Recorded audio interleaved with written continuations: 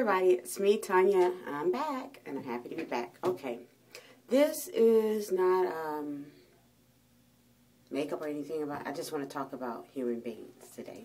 It's not a rant, not quite a rant, but what I want to talk about is that yesterday I had a passenger on my flight, and he made me remember growing up. I grew up in Houston, Texas, in the South, and I had a little girlfriend. My father, he owned a grocery store. It was off of MLK, southeast side of Houston, and I remember it was an upcoming black neighborhood, but Jewish neighborhood, and the Jews was moving out, and I remember playing with this young lady. Her name was Susan, and she was white. And she and I would play in her backyard, across the fence or whatever. When I would go to my father's business, I would go in the backyard, not the backyard, but in the back of the business. And it was homes in the back, and I would play with her.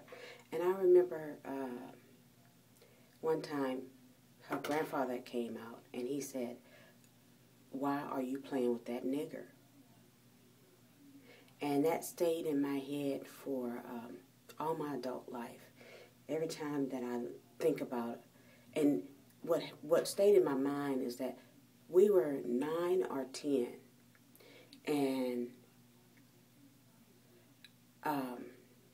she got mad at her grandfather. She was like, "This is my friend, and I want to play. I could play with who I want to play with, or whatever." And you know, it was her grandfather. Said, and she looked at me and said, "Forgive me, that's my grandfather. He don't like black people." I was like. And I was just like, I never had been, being 9 or 10, I never really heard the word nigger until then. And then I asked, you know, I talked to my parents, my mom and stuff, and I found out it wasn't really a good word. But, and now today these young kids use it so prevalent, so much. But I try to tell my sons and my, you know, about all that. But I hope that the young lady that I played with, Susan, I hope that one day I'll meet her and we get a chance to talk, and I know in my heart that she's not the type of person like her grandfather was, because she stood up for me. But what I'm trying to come to is that I had a gentleman get on my flight yesterday. He was frail, and he had on his knuckles he had love and peace.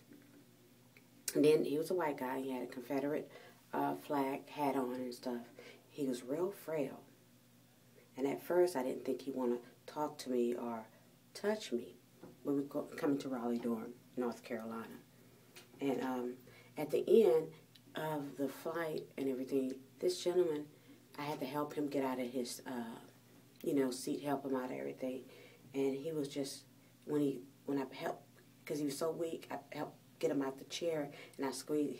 He squeezed my hand, and it was a like chills went up my.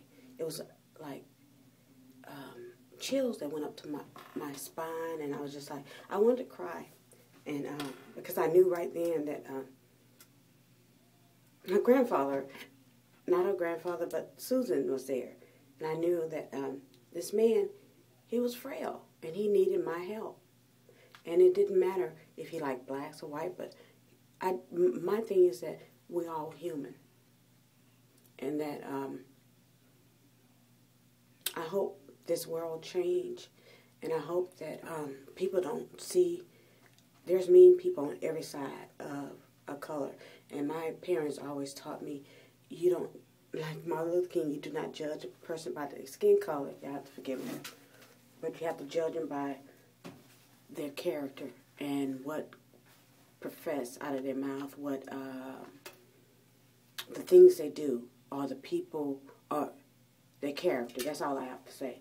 And I'm sorry. I'm sorry for crying. I'm sorry for but it just touched me. It really did. And I just want to let you guys know about that.